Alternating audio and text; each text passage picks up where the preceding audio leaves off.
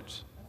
Mr. Speaker, I rise today because working families in my district and across the country deserve better than the legislation the Republican majority is forcing through this week. Under the leadership of Speaker McCarthy, House Republicans have drafted a partisan bill that will slash funding for critical food assistance programs that parents depend on to feed their children. In fact, under this extreme proposal, the GOP is defunding hundreds of millions of dollars from the Special Supplemental Nutrition Program for Women, Infants, and Children, or WIC for short.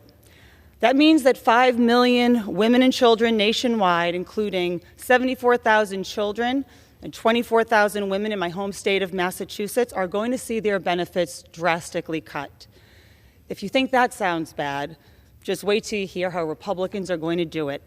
For children, House Republicans are trying to reduce the WIC fruit and vegetable benefit from $25 to just $11 to cover a whole month. For pregnant and postpartum women, the GOP is slashing the fruit and vegetable benefit from $44 to $13 a month. And for breastfeeding moms, this extreme proposal imposes a devastating 60% cut from $49 to just $15 each month. Mr. Speaker, these cuts are unnecessary, they're dangerous, and they're cruel. But above all else, this bill is a demonstration of the Republican Party's values.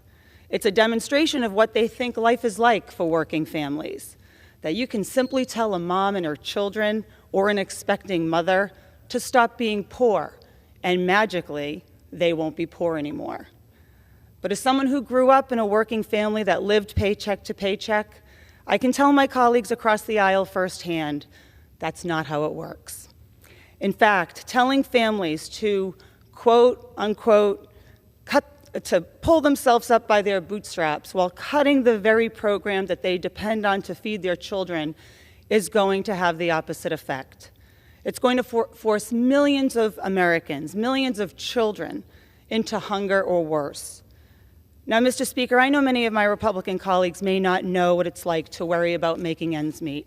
They may not know what it's like to go to bed each night worrying if you'll be able to put food on the table the next day, or have to swipe that EBT card at the grocery store in front of a long line, praying that it will cover everything in your cart.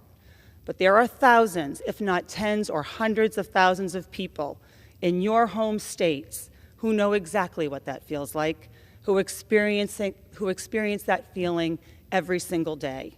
And they're depending on you to stop what you're doing.